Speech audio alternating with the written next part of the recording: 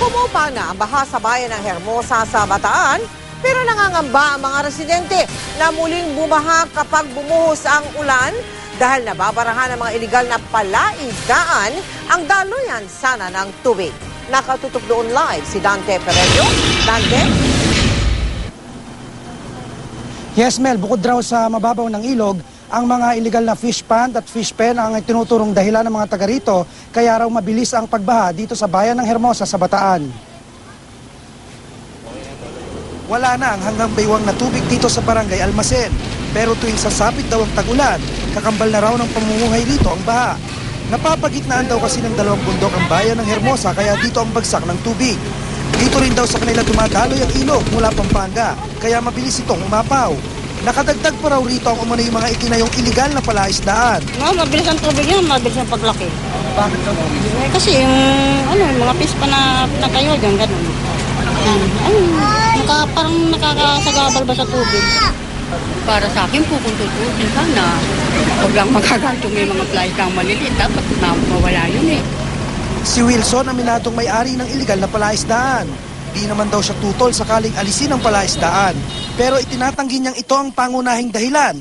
Bakit di agad nakalabas ng Manila Bay ang tubig? Hindi po yun ang tunay na solusyon.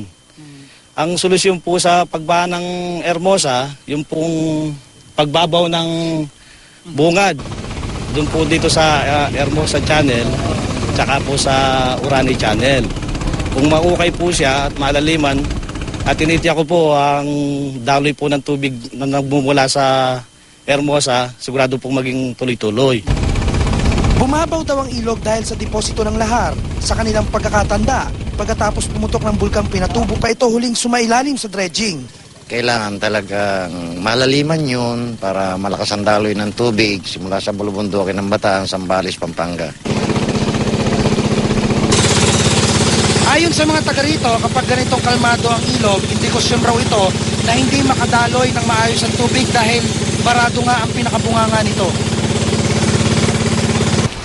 Sinisikap naman raw tugunan ng lokal na pamahalaan ng problema, pero kapos raw sila sa kakayahan. Kaya hinikayat nila na magkusang loob na baklasin ng mga iligal na palaisdaan na itinayo ng mga may-ari nito. Madali sabihin na ipiprevent natin yung illegal fish pan or illegal fish pens or i-demolish natin yan. Pero ito yung nangangailangan ng napakalaking halagang budget para sa ganun magawa natin.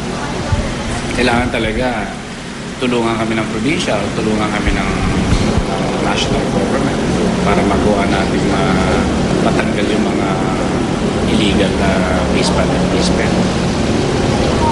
Mel, kaninang umaga lang humupa ang baha rito pero pabugso-bugsong ulan na naman ang nararanasan natin ngayon dito.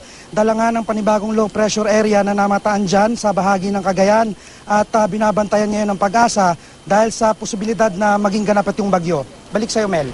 Maraming salamat sa iyo, Dante Perello.